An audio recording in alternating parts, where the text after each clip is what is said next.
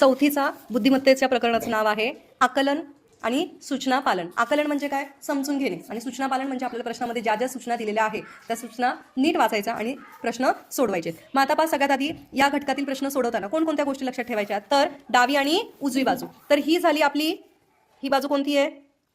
डावी बाजू.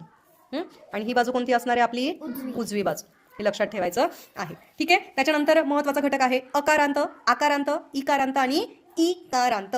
अकारांत म्हणजे काय? पहा, क प म.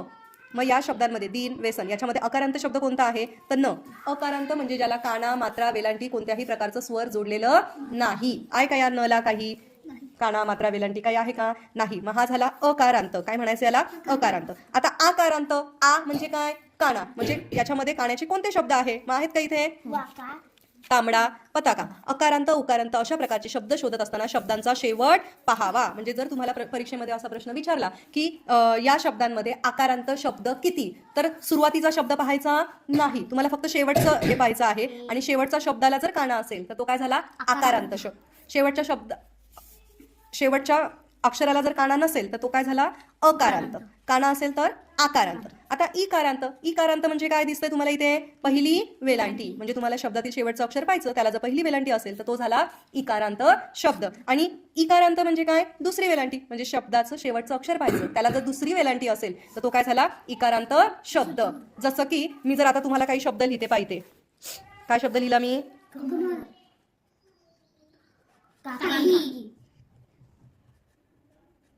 मोदक, सासू,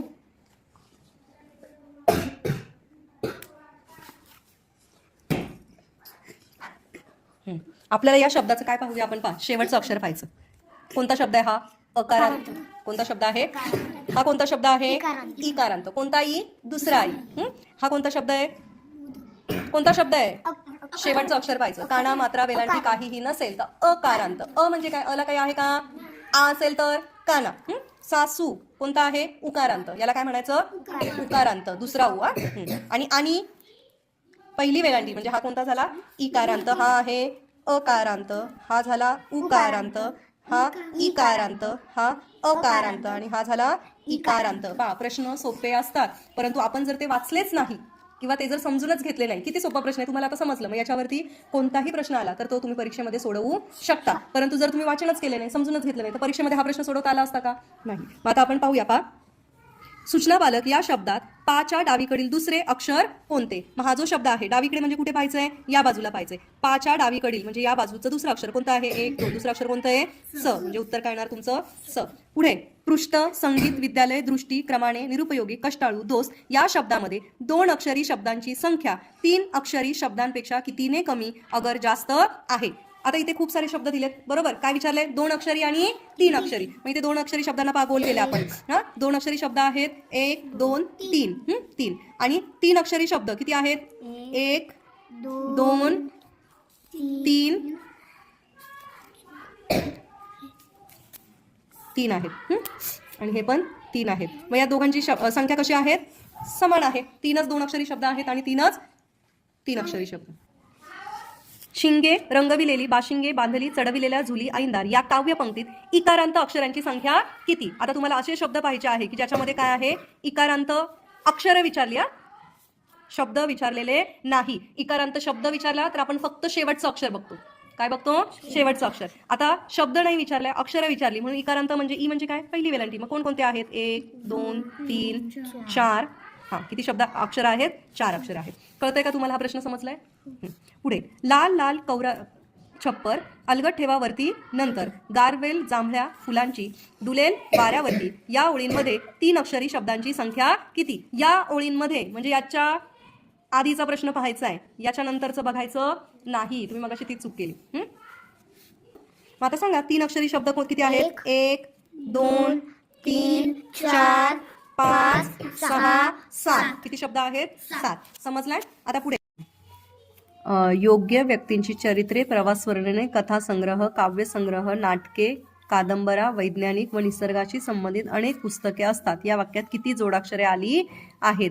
तर पहिलं जोडाक्षर आहे ग्य, व्य, ती, त्र, न, प्र प्र ग्र व्य ग्र रॅ न्य ग्रा आणि स्त. किती झाले मग? 1 2 3 4 5 6 7 8 9 10 11 12 13. म्हणजे किती जोडाक्षरे आलेली आहेत? 13. आचार्य विनोबा भावे यांनी भूदान चळवळ सुरू केली. या वाक्यात 2 वेळा आलेली अक्षरे कोणती? कोणतं कोणतं अक्षर 2 वेळा आलेलं आहे? तर आता आपण ऑप्शन मधून पाहूया. च च किती वेळा आलाय? 1 2 आणि न 1 2 3 आणि 3. म्हणजे हा ऑप्शन होईल का? नाही.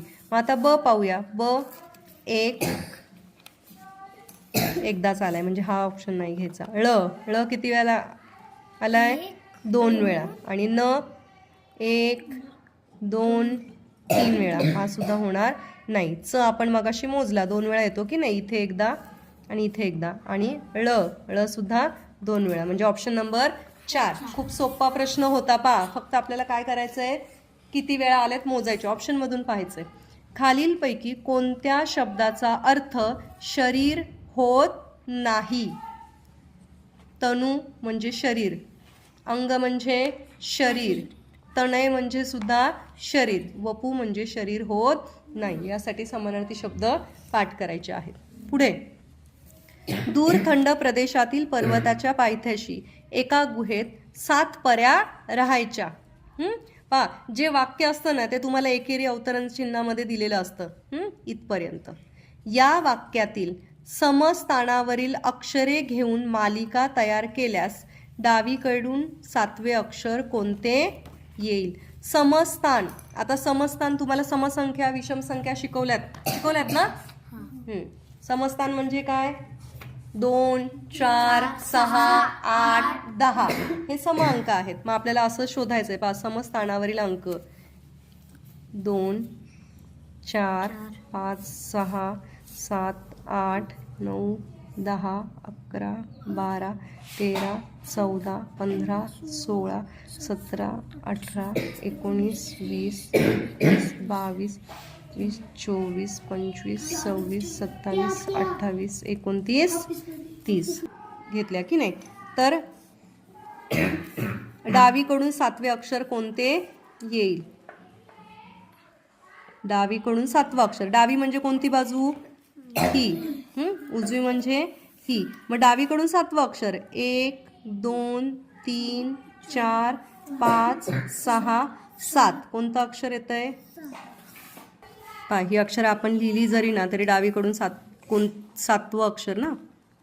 1 2 3 4 5 6 7. 7वं अक्षर पा येतंय. हे इथे चुकलेलं आहे. पा पाहिजे इथे. काय पाहिजे? पा. पुढे.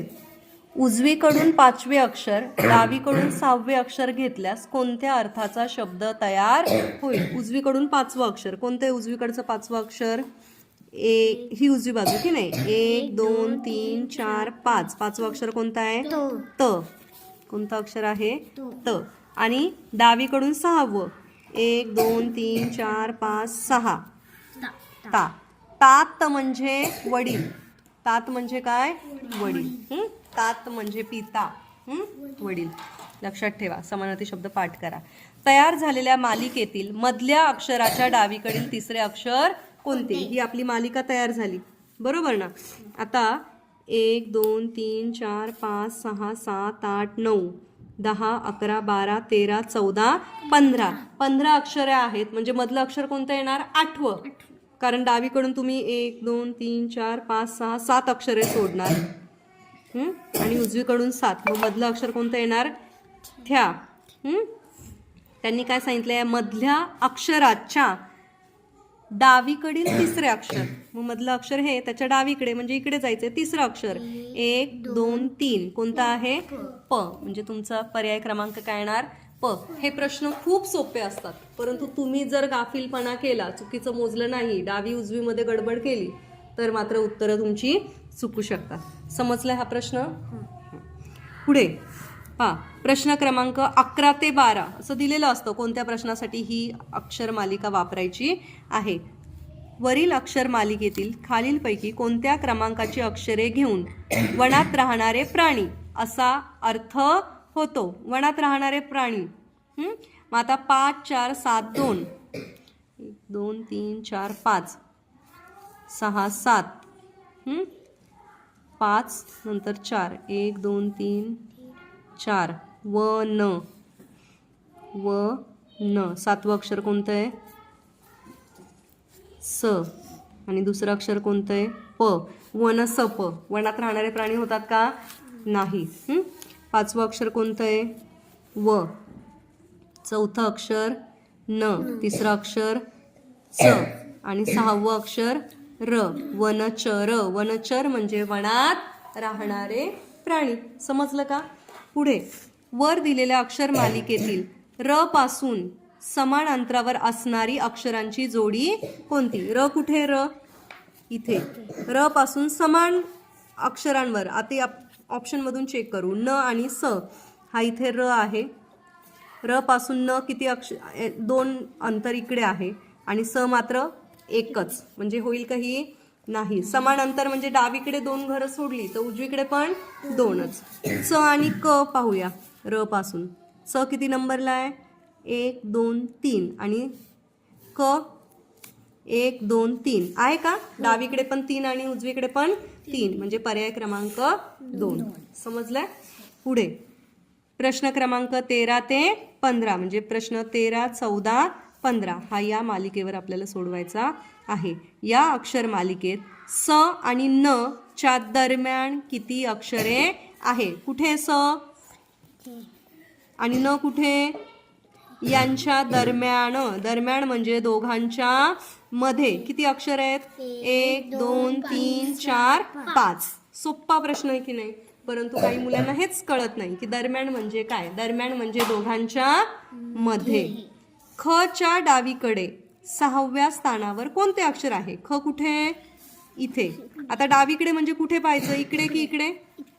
हा मग 6व्या अक्षरावर 1 2 3 4 5 6 6व्या अक्षरावर कोणतं अक्षर आहे प. पुढे डावीकडून 5वे. डावीकडून 5वे मग इकडून 5वं 1 2 3 4 5 कोणतं अक्षर आहे प. उजवीकडून 3रे अक्षर. उजवीकडून 3रे 1 2 3 कोणतं आहे य. म्हणजे प आणि य च्या दरम्यान असलेल्या प आणि य च्या दरम्यान कोण कोण आहे म र क अक्षरांच्या मध्यभागी. मग या दरम्यान ही 3 अक्षर आहे यांच्या मध्ये कोण आहे र. मग किती सोपा प्रश्न आहे पहा. आपल्याला काही डोकं लावायचं आहे का काही सोडवायचं आहे का काहीच नाही. आपल्याला फक्त प्रश्न नीट वाचायचा डोळ्यांनी नीट पाहायचं विचार करायचा आणि सोडवायचं. शिकार सरकी वखार वनाला या शब्दांतील मधली अक्षरे घेऊन या सगळ्या शब्दांचं कोणतं अक्षर घ्यायचं आहे मधलं अक्षर. सांगा काय. का र खा ना. काय शब्द तयार झाला कारखाना. आणि तो जो शब्द तयार होतो त्या अर्थाचा शब्द. कारखान्याचा समानार्थी शब्द काय. कारखाना म्हणजे गिरणी मशीन कार्यालय की कंपनी.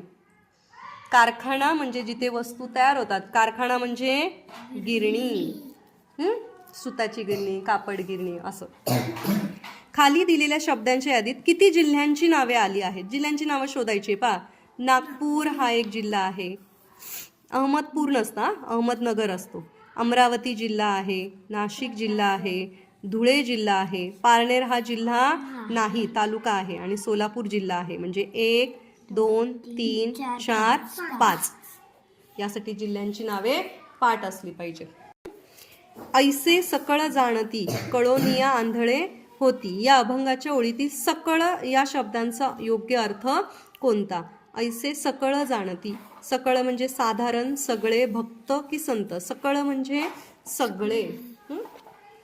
दवंडी आज्ञा लेखन कुठे नाही घालू चालणार कृपा उडाली देतो या शब्दांच्या यादीत नाम असलेले शब्द किती आहे? काय शोधायचे तुम्हाला याच्यामध्ये? नाम शोधायचे. तुम्हाला मगाशीच सांगितलं, इथपर्यंतच प्रश्न आहे. मग आता सांगा, दवंडी, आज्ञा, लेखन याच्यात कोणकोणती नामं आलेली आहेत? हां, रू हे दोन जोडाक्षरे असलेला शब्द खालीलपैकी कोणता? तर रू हे जोडाक्षरच नाहीये, त्याच्यामुळे हे कॅन्सल. मग कोणतं येणार? महत्वाच्या. ऐसे सकळ जाणती, कळोनिया आंधळे होती. सकळ या शब्दाचा योग्य अर्थ, सकळ म्हणजे सगळे. आता दवंडी, आज्ञा, लेखन, कुठे नाही घालू चालणार, कृपा, उडाली, देतो या शब्दांच्या यादीत नाम असलेले. नाम, दवंडी हे काय आहे? नाम आहे. आज्ञा नाम आहे. अजून कृपा कृपा आणि लेखन. लेखन हे सुद्धा नाम आहे. म्हणजे किती नामं झाली? 4. हा, आकाशाला रंग निळा द्या, छटा रुपेरी वरती असू द्या, निळ्या आभाळी हिरवे राघू, किती पाखरे उडती. या काव्य पंक्तीत विशेषणांची संख्या किती? विशेषण म्हणजे काय? नामाची विशेष माहिती सांगणारा शब्द. मग आकाशाला रंग निळा द्या, म्हणजे आकाशाला रंग कोणता द्यायचा आहे? निळा. म्हणजे हे झालं आकाशाचं विशेषण. छटा रुपेरी, रुपेरी कशा, छटा कशा आहेत? रुपेरी. वरती असू द्या, छटा रुपेरी वरती असू द्या. निळ्या आभाळी, म्हणजे आभाळाची इथे पुन्हा निळ्या आले. हिरवे राघू, राघू कसे आहेत? हिरवे. किती पाखरे उडती, म्हणजे इथे किती. ठीक आहे. तर पहा, 2 वेळा निळा शब्द आलाय, तरी सुद्धा तो काउंट करायचा आपल्याला. 1, 2, 3, 4 आणि पाखरे किती उडती हे सुद्धा विशेषण आहे. 1, 2, 3, 4, 5 विशेषण आले. किती विशेषण आली आहेत? 5. पुढचा प्रश्न आहे, अहमदनगर हा शब्द उलट क्रमाने लिहिल्यास डावीकडून तिसरे अक्षर कोणते? उलट क्रमाने लिहिलं तर काय होईल? न, ग, न, द, म, ह, अ. बरोबर. आता डावीकडून तिसरे म्हणजे इकडून 1, 2, 3, तिसरं अक्षर कोणतं होईल? न. माय मराठी तुझिया पायी तन्मन धणमी वाहियले, तुझिया नामी तुझिया धामी अखंड रंगुनी राहियले. या ओळीतील मूळ संख्येच्या स्थानावरचे शब्द घेऊन नवीन मालिका तयार केल्यास तिसऱ्या क्रमांकावर कोणता शब्द येईल? मग आता मूळ संख्यांचे शब्द घ्यायचे. हा पहिला 1 हा मूळही नाही आणि संयुक्तही नाही. हा 2 नंबरचा अंक, 2 ही मूळ संख्या आहे, 2. त्याच्यानंतर 3, 4 नाही येणार, 5 मूळ संख्या आहे, 6 आणि 7. ठीक आहे. तर त्यांनी फक्त एवढंच विचारले, अशी आपण मूळ संख्यांची शब्द घेतले तर तिसऱ्या क्रमांकावर कोण येतो? तिसऱ्या क्रमांकावर 1, 2, 3 म्हणजे कोणता येणार? तन, मन, धन. कधी शब्द विचारतील तर कधी अक्षर सुद्धा विचारतील. गावातील सहादूला पारावर बसून गप्पा मारायची सवय आहे. या वाक्यातील पार या शब्दाचा योग्य अर्थ कोणता?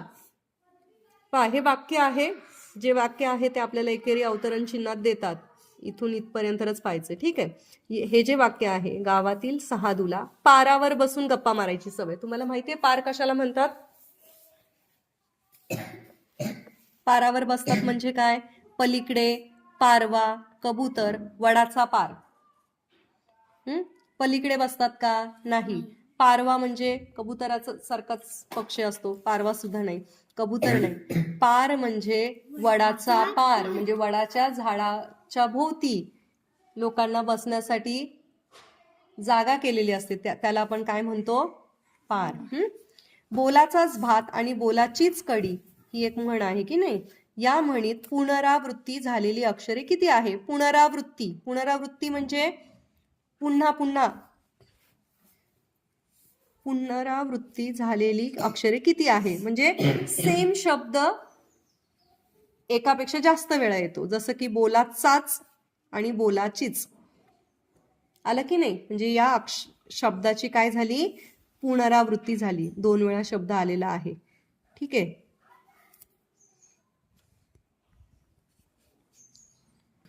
आता हा पुनरावृत्ती झालेला शब्द आहे की नाही, परंतु त्यांनी काय विचारलंय याच्यातली अक्षरे किती. मग पहा बो 2 वेळा आलाय,